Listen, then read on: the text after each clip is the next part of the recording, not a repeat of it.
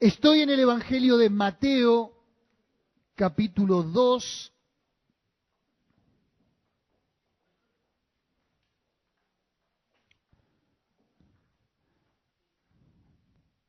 Verso 14.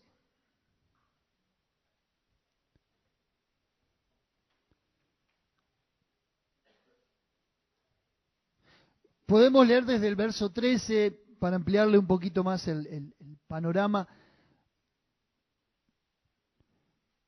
2:13 de Mateo.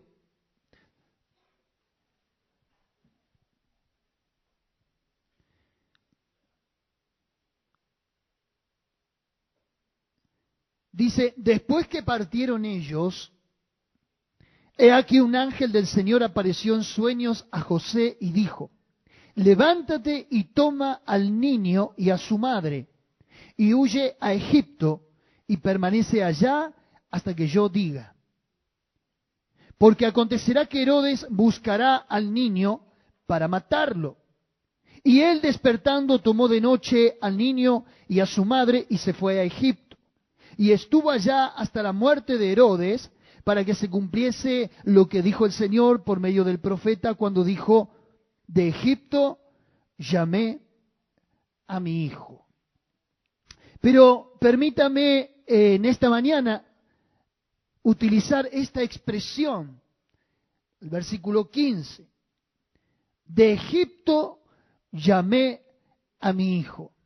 Y escogí en esta mañana para mi mensaje esta frase corta, esta oración, esta expresión, para hacer mi exposición. Quiero que esta frase se prenda de su corazón, se prenda de su mente, y bajo esta premisa y bajo esta frase usted pueda recordar el mensaje. ¿Está bien? Quiero hacer un método práctico, expositivo. De Egipto llamé a mi hijo. Y vamos a desglosar esta expresión. Claro que en su contexto original, literal, está hablando de Jesús. Es redundante decirlo, pero valga la pena, si así se quiere. Cuando el niño nace, usted sabe que Herodes sintió una amenaza de que alguien iba a usurpar su trono, ya que no estaba en la totalidad la vigencia de la nación de Israel, siendo que estaba bajo el imperio romano, del yugo romano, y un supuesto rey ahora bajo un imperio era toda una amenaza para toda una nación. Así que Herodes se escandaliza sobremanera, ya que aparecen unos ilustres magos desconocidos y dicen, ha nacido el rey, y el rey inmediatamente bajo ese escándalo va y consulta a los religiosos que supuestamente conocían el tiempo y el lugar, o mejor dicho, el lugar geográfico donde iba a nacer un rey.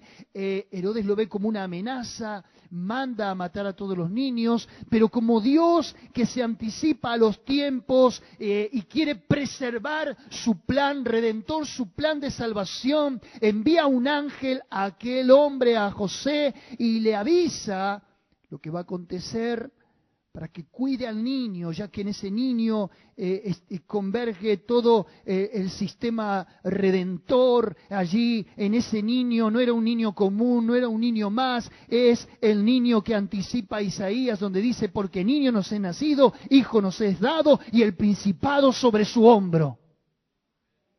Y Jesús, el Salvador.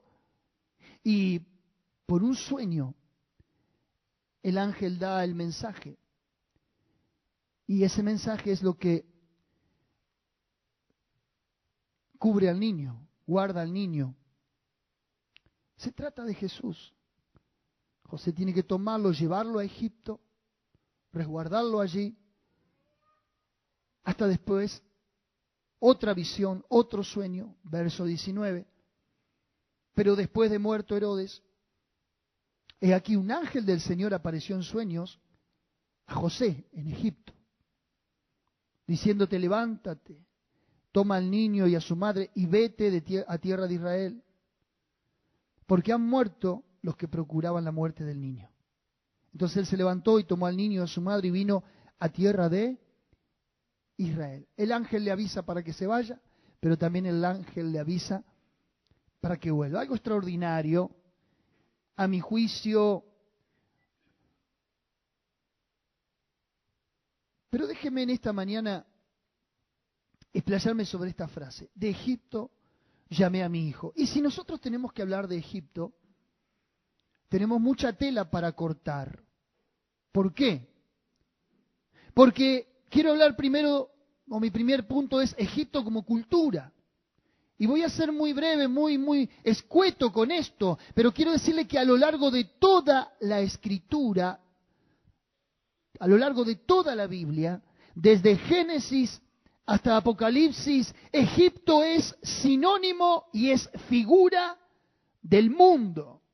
No hubo un sistema sociopolítico, económico y religioso más pagano que Egipto.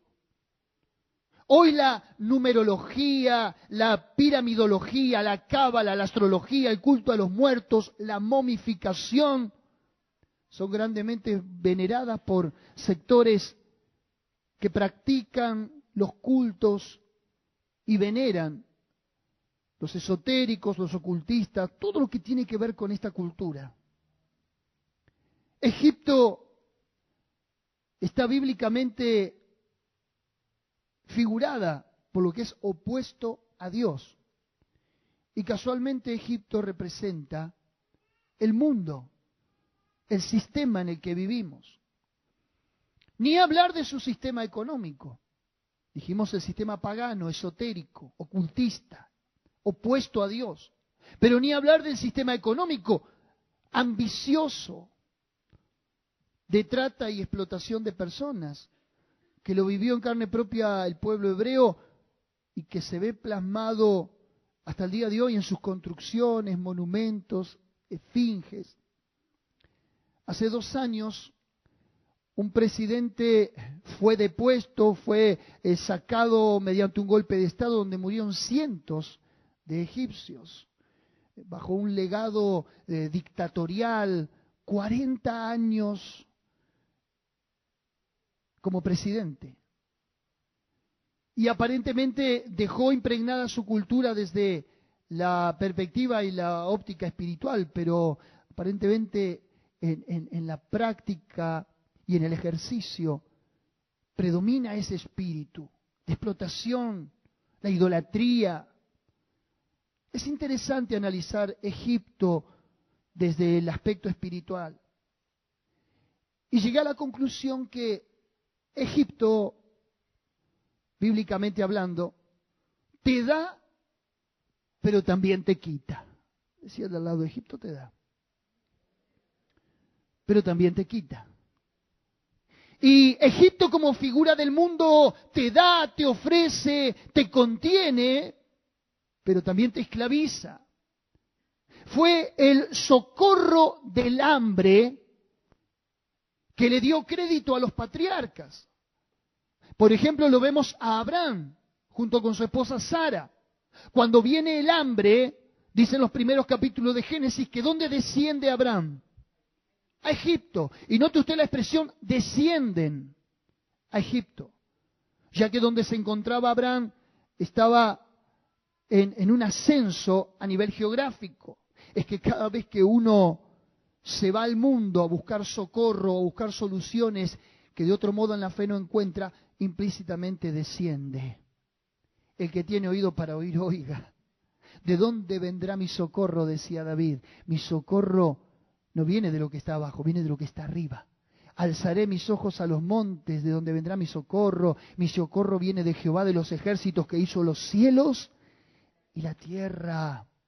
Ahora, qué increíble que le dio crédito a los patriarcas, como dije hace un momento, para sus ganados, para su subsistencia. Le endulzó el vientre a 3 generaciones. Porque Abraham desciende en momento de hambre a Egipto. Cuando se soluciona la cuestión económica, vuelve a la tierra de Canaán. Pero sin ir más lejos, le transmite un legado a Isaac. Isaac, en el tiempo de hambre, ¿a dónde desciende? a Egipto. Parece que los padres contagiamos de los malos ejemplos a nuestros hijos. Hola.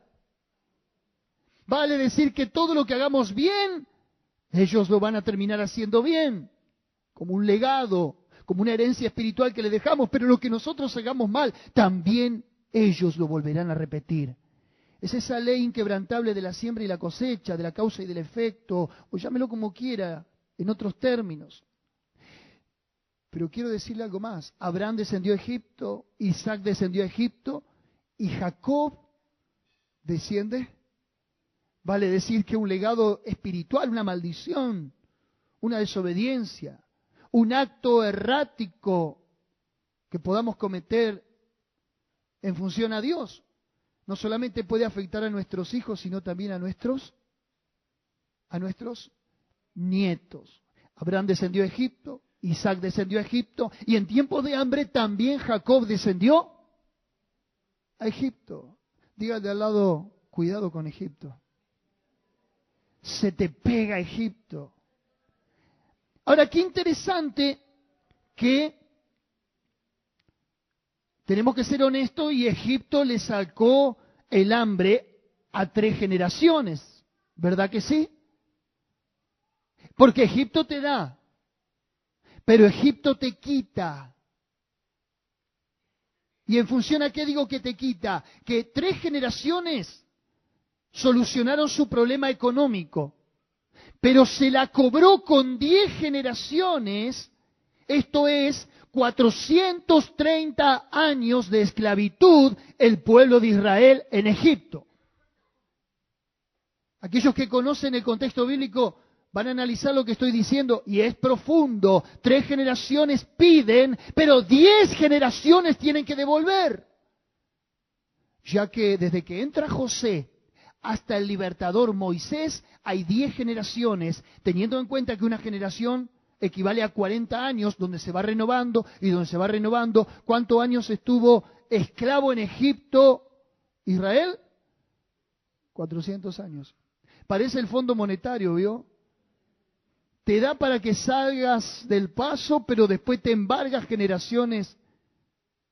O como los chinos ahora que vinieron a hacer una prueba científica al sur de nuestro país. Cedimos tierra, cedimos un montón de cosas, tratados, pactos, pero a los chinos los tenemos a la otra cuadra de casa en el supermercado y los vamos a tener por muchos años más en muchas cuestiones. No tengo nada con los gente extranjera, no me van a tratar ni de xenófobo ni nada por el estilo, simplemente estoy poniendo el marco en el que nada es gratis, te dan pero también te quitan. Y la palabra de Dios dice que el que pide prestado queda endeudado y queda enlazado a aquel que pidió. Por eso es que en función de préstamo y de deuda y de devolución, es una maldición. Deuteronomio dice en el capítulo 28, a modo de bendición, prestarás y no pedirás prestado. Pero a modo de maldición, capítulo 29 de Deuteronomio dice, ¿qué dice? Que tendrás que pedir prestado. El préstamo te soluciona, pero el préstamo te ata.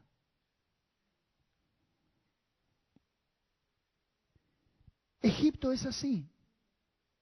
Y así es el mundo, con sus deseos y con sus placeres. Te da, te propina el momento, te saca la sonrisa del rostro amargado, pero luego te va a costar lágrimas poder dejarlo de nuevo. Déjeme hacer esta alegoría, déjeme dar este ejemplo que la verdad que viene muy al dedillo con nosotros, porque no estamos hablando de cualquier pueblo, estamos hablando del pueblo de Dios, de quien tiene que venir el socorro es de Dios y no de otros. Ahora, dijimos que endulzó el vientre a 3 generaciones, pero embargó y esclavizó a 10 generaciones.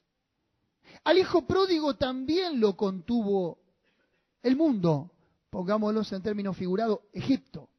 Dice que cuando le saca la herencia al padre, capítulo 15 de Lucas, Él se fue a gastar esa herencia a una provincia apartada. En los originales dice a una provincia gentil, que no conocía a Dios.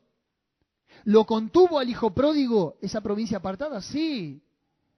Lo enfiestó, lo hizo disfrutar con rameras, lo hizo tener amigos, lo hizo conocer cosas que hasta ese momento para él eran desconocidas, acentuó la promiscuidad en el hijo pródigo, pero ¿sabe qué? Dice, y luego vino hambre en esa provincia apartada y comenzó a faltarle, y terminó acariciando el hecho de comer las algarrobas que comían los cerdos. Es que es así, hermano querido. Déjame ponerlo en estos términos. No quiero ser agresivo ni herir susceptibilidades en esta mañana, pero quiero decirte que todo lo que el mundo pueda ofrecerte, por bonito, por placentero, por glamoroso, por marketinero que parezca, hoy te da, pero mañana te quita y mañana vas a volver con hambre a la casa del Señor.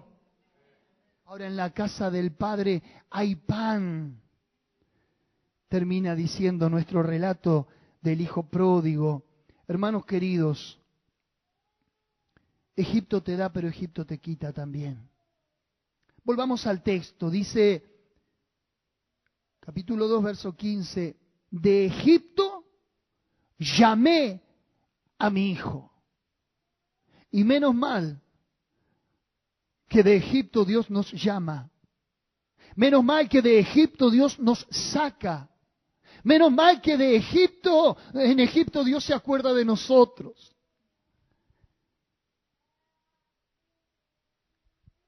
Y a este punto mío lo llamé elección. ¿Puede repetir conmigo esta frase? Elección. Y sí, somos elegidos. Le guste a quien le guste, le pese a quien le pese, somos elegidos. Mira al de al lado y dice, sos un elegido.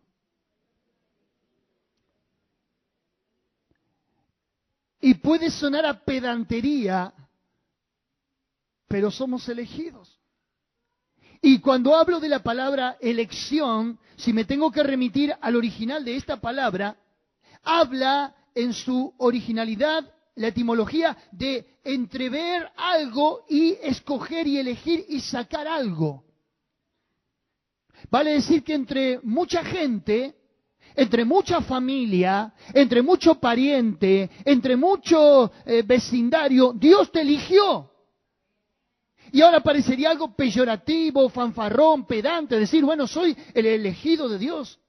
Y no estarías pecando porque Dios te adjudica esa pretensión. Dios te da el privilegio de haber sido elegido por Él, nada más y nada menos que por el Señor, el que hizo los cielos y la tierra. Y cuando decimos que Cristo murió por mí, parecería que nos estamos avalanchando y adjudicando solamente a nosotros, apropiándonos del sacrificio de la cruz en forma personal. Muchos te pueden decir, bueno, Cristo murió por todos. Y ahí podemos debatir y puede acalorarse el debate. Murió por sus elegidos. ¿Cuántos dicen amén?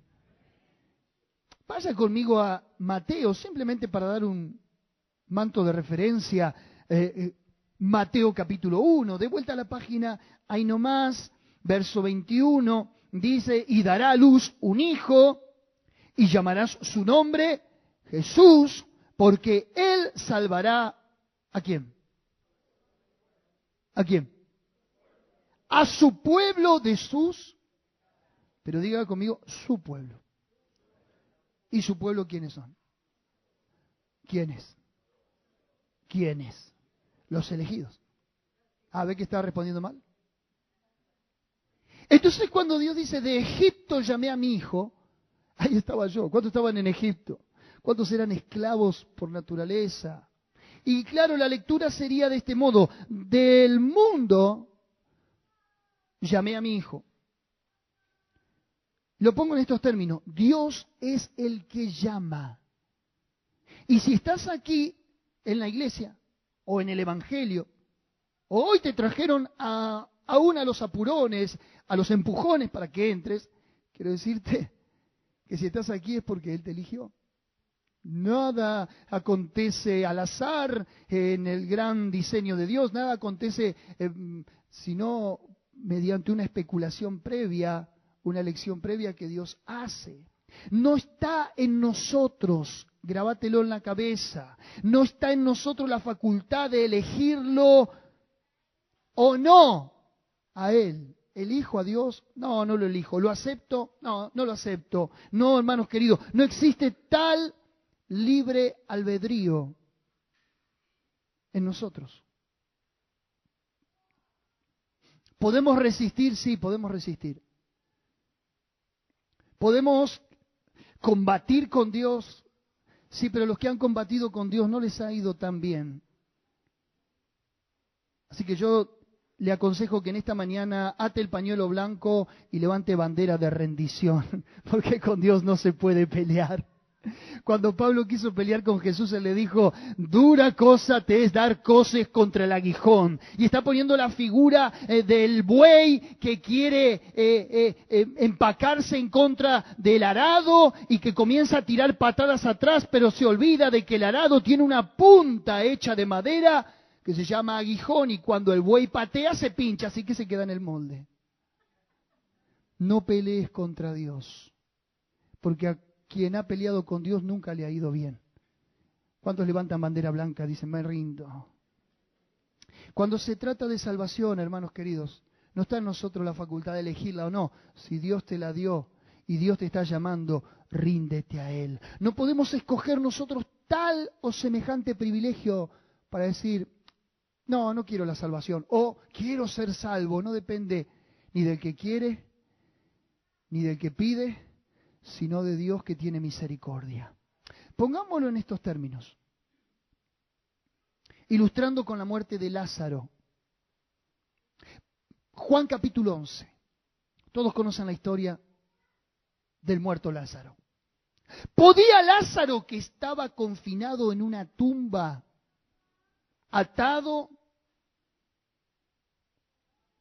a modo de momia, con un sudario vendando sus ojos, su oído, su boca, con una piedra pesada en la puerta del sepulcro, y como si esto fuera poco, con 4 días de muerto, escoger a Dios y salir o quedarse ahí adentro? ¿Podía? No. Fue Jesús quien dijo, Lázaro, ven fuera. ¿Y cómo contenerse a esa voz de vida?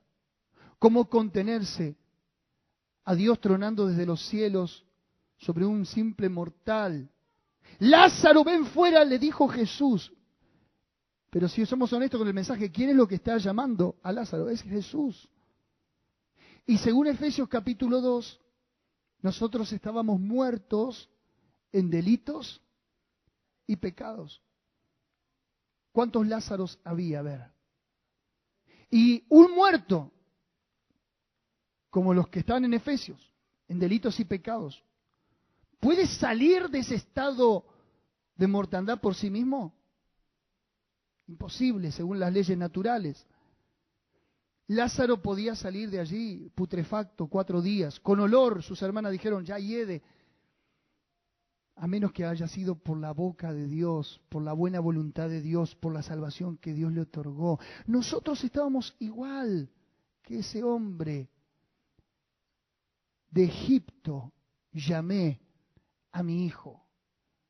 Y es un hecho que hay que tenerlo bien presente, bien encumbrado. Él nos eligió y no nosotros a Él.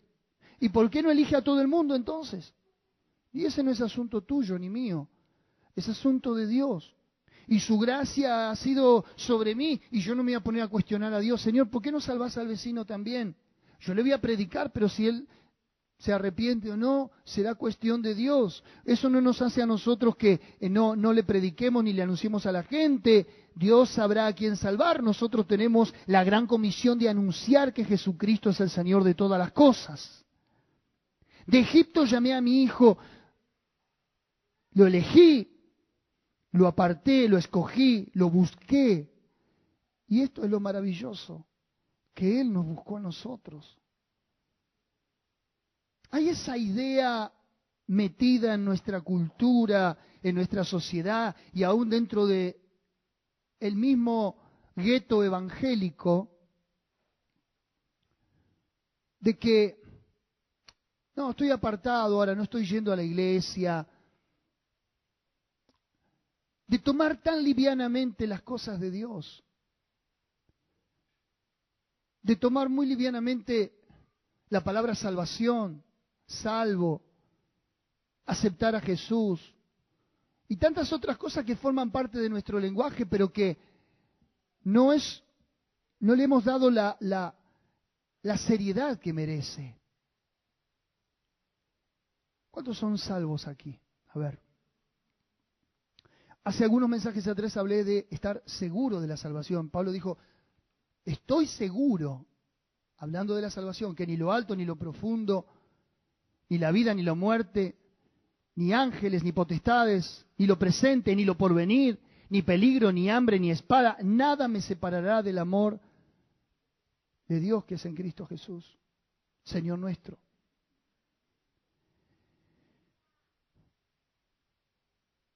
Ahora, de Egipto llamé a mi hijo. La Biblia dice que te sacó de Egipto, sí, pero te sacó para no volver. Vuelvo a repetir, te sacó para no volver. Y hay un pasaje de Isaías interesante. El que lo encuentra rápido, le vamos a dar un premio. ¡Ay de los que descienden a Egipto! Así comienza. ¡Ay de los que descienden a Egipto! Y vamos a ver lo que ocurre con los que descienden a Egipto.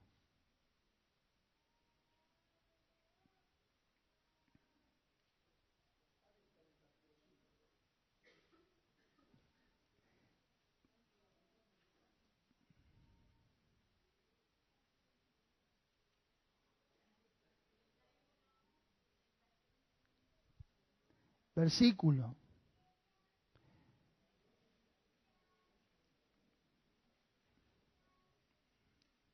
Uno. Ay de los que descienden a Egipto por ayuda.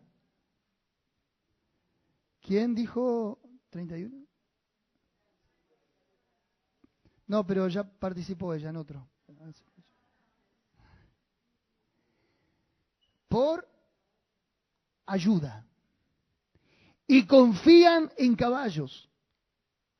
Y su esperanza ponen en carros, porque son muchos. Y en jinetes, porque son valientes.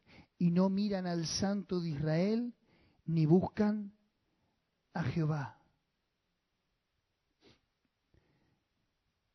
En el tiempo bíblico eran muy apreciados los caballos árabes. ¿Por qué? Porque los caballos árabes tenían un porte pura sangre muy distinto a otros y a otras culturas. Los árabes son expertos en caballos. Hasta el día de hoy, te diría camellos, sí también, pero caballos estoy hablando. Pero Egipto estaba en una competencia constante. ¿Por qué eran buenos los caballos árabes? Dice que cuando Acab unge su carro, porque viene la lluvia, capítulo 19 de Primera de Reyes, sale con su carruaje. Y Elías corre delante de él bajo la unción y el espíritu del Señor y le gana a los carros de Acab. Pero el libro de Éxodo menciona los carros y los caballos de Egipto, ya de antaño, tenían mucha mayor antigüedad. Así que los caballos egipcios eran apreciados sobremanera, buscados, comprados, altamente estimados. Y el pueblo de Israel en el tiempo y en el contexto de Isaías estaba en una lucha armada con Asiria. Y ellos iban a buscar ayuda bélica. Ellos iban a buscar soldados, iban a rentar mercenarios, iban a comprar caballos para hacerle frente a sus enemigos, olvidándose de quienes les habían sostenido en tiempos y en pruebas anteriores. que no habían sido ni con armamento, ni con contrataciones, ni con nada por el estilo, sino con el Espíritu de Dios. Se habían olvidado de las batallas de Josafat, se habían olvidado de tantos hechos extraordinarios en donde Dios no necesitó armamento alguno para desbaratar a sus enemigos. Por eso es que está diciendo, ¡ay de los que descienden a Egipto por ayuda y confían en caballos! Y su esperanza ponen en carros porque son muchos y en jinetes y porque son valientes y no miran al Santo. Hermano querido, no ponga su esperanza ni en la política, ni ponga su esperanza en una ayuda social, ni ponga su esperanza en una nueva elección.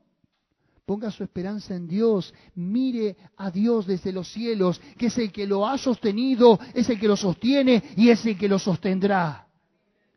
Dios te sacó de Egipto para confiar pura y exclusivamente en Él. Te sacó para no volver a entrar, es la premisa de mi punto. ¿Por qué dice, ay de los que descienden a Egipto? Es una sentencia seria a no apartarse de Dios. Está traficando temor, pánico, tómelo como quiera. Pero ese ay o los ayes en la Biblia son un sinónimo de juicio, de advertencia. Es que eso significa un retroceso en el camino. Eso significa un acto de incredulidad. Eso significa un síntoma de apostasía, una advertencia de juicio, un descenso peligroso. Hermanos queridos, hoy estamos en un tiempo muy crucial. Hoy estamos en un tiempo donde la sociedad cambia constantemente a una vorágine y a un ritmo inalcanzable. Hoy estamos en una sociedad que constantemente cambia, pero que también busca respuestas. Quiero decirle que hay gente que viene a la iglesia y si ve que el evangelio que le estamos predicando no le funciona, mañana terminará en el brujo. Hoy viene a la iglesia y mañana estará viendo a ver qué puede echar mano de otro culto, de otra religión o de un pare de sufrir o de lo que sea con tal de salir adelante. Hoy la gente hipoteca su alma y su eternidad por nada. Nunca fue tan actual y vigente el pasaje del apóstol Pablo en 2 de Timoteo capítulo 4, donde dice, te encarezco delante de Dios y del Señor Jesucristo, que juzgará a los vivos y a los muertos en su manifestación en su reino, que prediques la palabra, que instes a tiempo y fuera de tiempo. Exhorta, redarguye, reprende con toda paciencia y doctrina, porque se amontonarán maestros conforme a sus propias concupiscencias y apartarán de la verdad el oído y se volverán a las fábulas.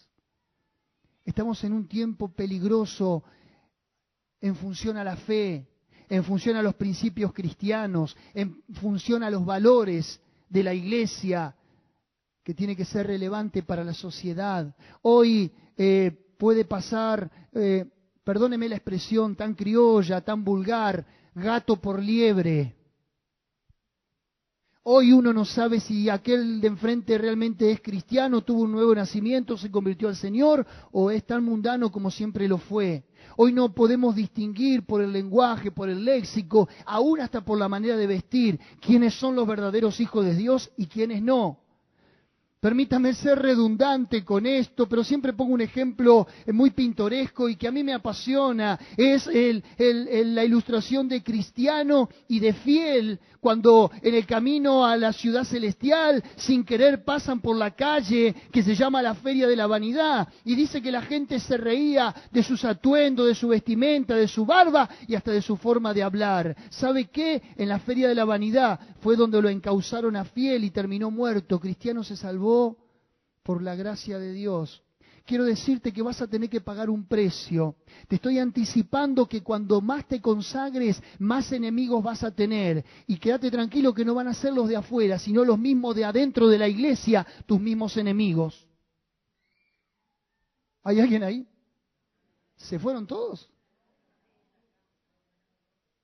Hermanos queridos, viene un tiempo, y con esto estoy profetizando, donde las aguas se van a dividir. Ya estamos en estos tiempos, donde el que es santo santifíquese todavía, y el que es inmundo haga lo que quiera. En la iglesia tiene que haber una limpieza. Y Pedro lo anticipa de esta manera. Dice, porque es necesario que el juicio comience por la casa de Dios. Y si primero empieza por la casa de Dios, ¿dónde quedarán los que no obedecen a la fe? Mira al de al lado y dígale, viene un tiempo de limpieza, donde Dios va a purificar su casa. Dice el Evangelio de Mateos, el aventador está en la mano y separará la paja del trigo y guardará el trigo en el granero, pero quemará la paja en el fuego. Ese fue el mensaje de Juan el Bautista, fuerte. Pero usted a Juan el Bautista no lo iba a ver comiendo con Herodes, en una fiesta, en una cena, negociando con el pecado, ni negociando, ni siendo transigente con lo que es contrario a Dios. ¿Sabe cuál fue la tarjeta de invitación a la fiesta de Juan el Bautista? Quedarse con el souvenir de su cabeza. Porque le dijo a Herodes, no te es lícito tener a Herodias, la esposa de Felipe, la esposa de tu hermano. El propio cuñado se estaba quedando con la cuñada. Pero esa es la sociedad que también vivimos hoy, donde los valores se han perdido en todos los aspectos. Por eso es que la iglesia tiene que mantener su doctrina, su pureza, su moral, su vocación. ¿Por qué terminé aquí? Dice, te sacó de Egipto para no volver. Y la iglesia de hoy está en ese peligro. Santiago capítulo 4 dice, oh almas adúlteras, ¿no sabéis que el que quiere constituirse amigo del mundo se constituye enemigo de Dios? Alguno me dirá, pero pastor, usted dice que hay que salir de Egipto, hay que salir del mundo. ¿Y dónde vamos? Juan lo dijo de una manera extraordinaria, el discípulo de Jesús. Dijo, estamos en el mundo, pero no somos del mundo. De Egipto llamé a mi hijo.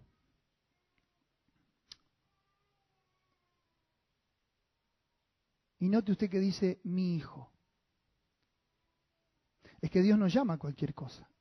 Y cuando llama a algo le pone nombre. Y cuando le pone nombre lo reivindica. Y le da una posición. Y le da una naturaleza. Y le da un derecho y le da un privilegio. Pero nada mejor para graficarlo que Hebreos capítulo 11, verso 24. Hebreos 11, 24.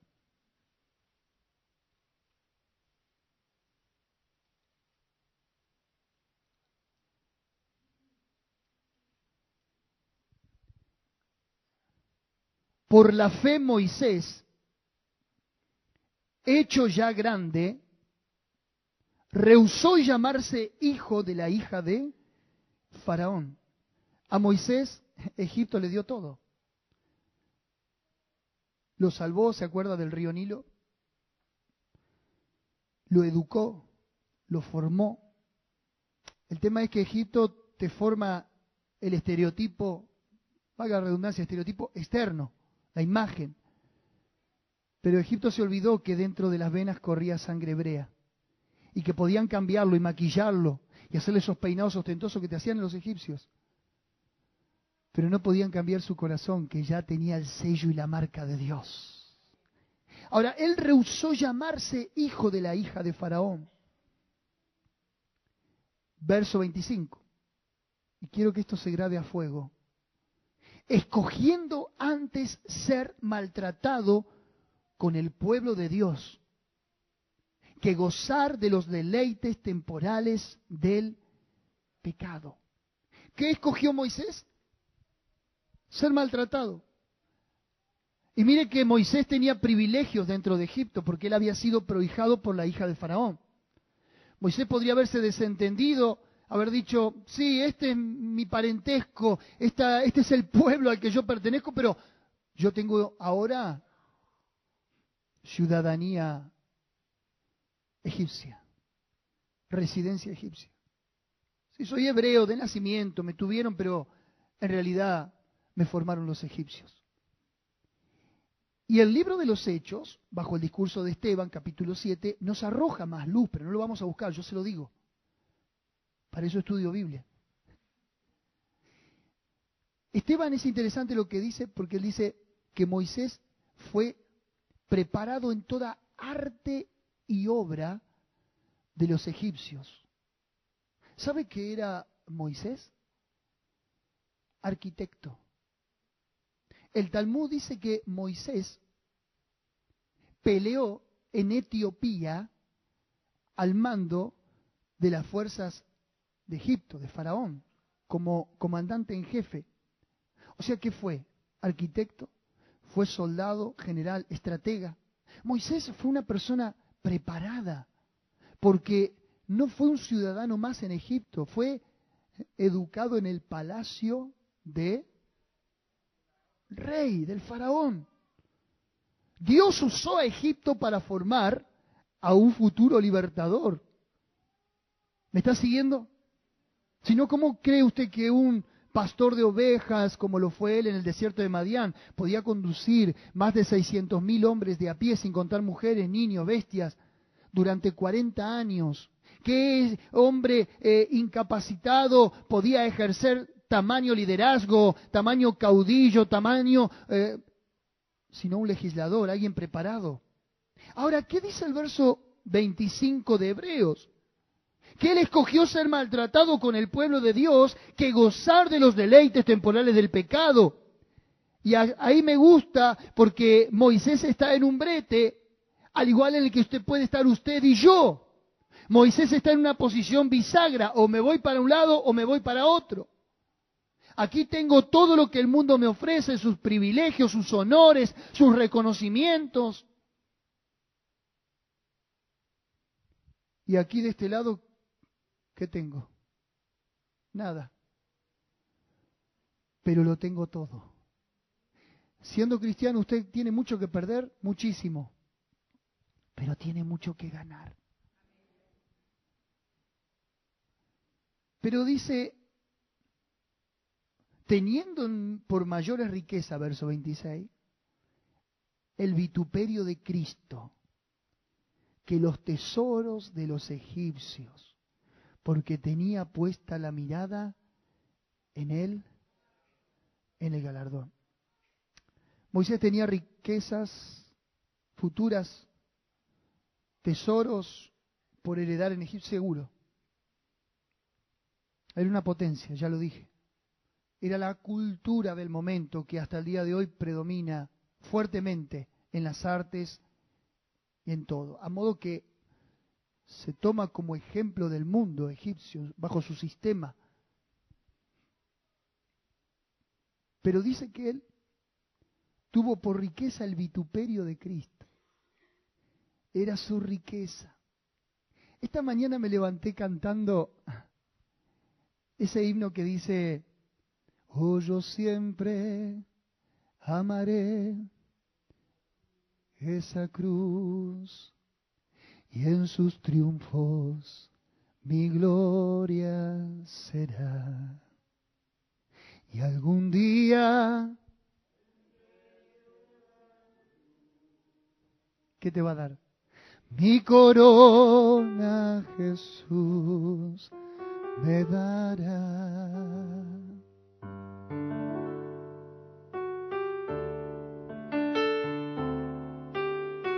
Seguro que lo cantó Moisés a esto. ¿Qué opina usted? Sí, ¿no? ¿Se anima a cantarlo de vuelta? Calvario estaba una cruz. Estamos saliendo en vivo, ¿no? Emblema.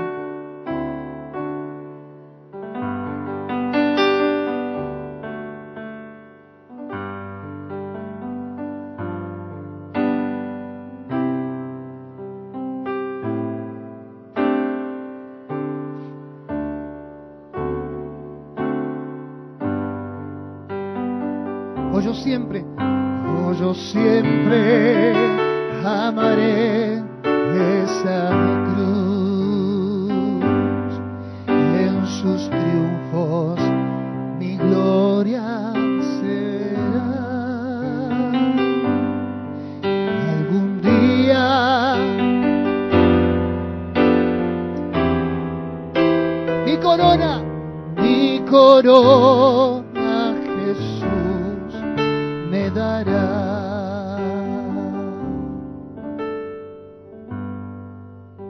Y ahí nos quedamos. Seguí tocando. Mira el texto lo que dice de vuelta. Verso 26. Teniendo por mayores riquezas el vituperio de Cristo, que los tesoros de los egipcios. Porque tenía puesta la mirada en el galardón. ¿Dónde tenés puesta la mirada vos? En las cosas de aquí. Mire, Egipto pasó, pero el reino de Dios sigue vigente. Pero dice algo más interesante ahora el verso 27. Dice, por la fe dejó Egipto, dejó el mundo, dejó todo lo que le ofrece el mundo, no temiendo la ira del rey. ¿Sabe que el rey Faraón en la Biblia es figura de Satanás? ¿Sabía eso? Y cuando a Satanás se le escapa uno de Egipto, ¿cómo se enoja? ¿Cuánto experimentaron eso? ¿Cuánto experimentaron el enojo de Satanás cuando usted salió de su despiadado reino? ¿Cuántos? Le pasó de todo, ¿verdad que sí? Le costó lágrimas, perder amigos, familias, dolores, apremios. Pero Moisés dijo que se enoje.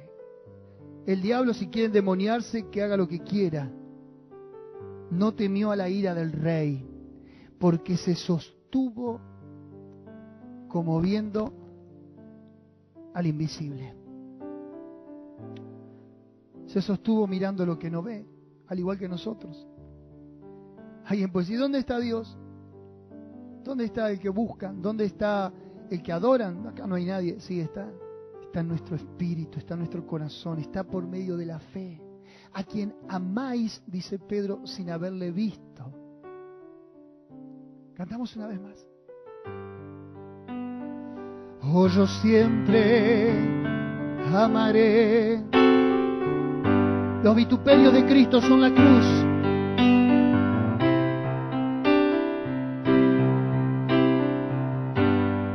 Y algún día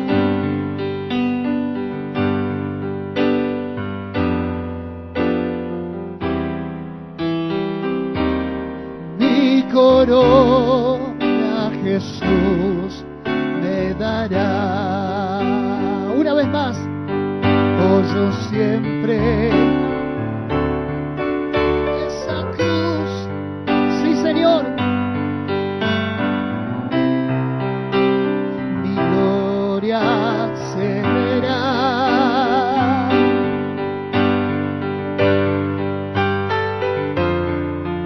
De una cruz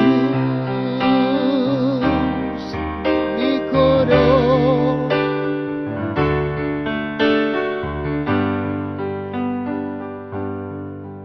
Aunque el mundo desprecie,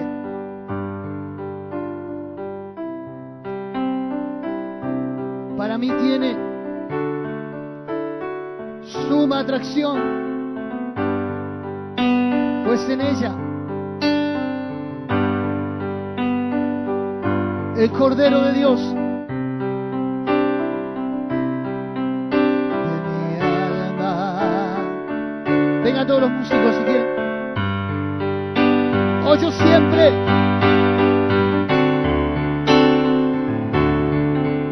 esa cruz y en sus triunfos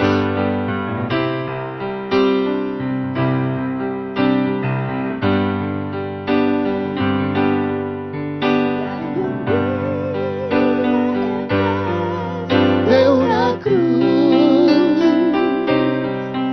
mi corona Jesús me dará.